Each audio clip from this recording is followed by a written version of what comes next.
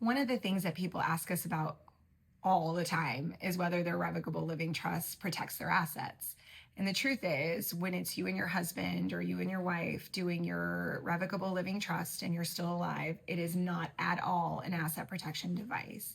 It is a probate avoidance device and it is a protector of your family, but asset protection, true asset protection, where you can prevent your assets from being grabbed at by creditors, is a very expensive and very difficult thing to achieve. It actually requires multiple layers and it's not foolproof. It's expensive in that you can make your creditors have to go through multiple layers to get to your assets, but there's always a chance that if there's a will, there's a way. But a revocable trust is really not designed for that.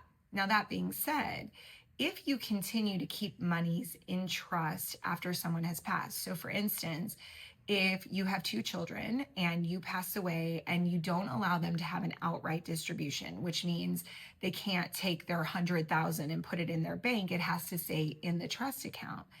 That money is actually very well protected and insulated, especially if they are not the ones managing the trust, which means they are not the trustee of the trust.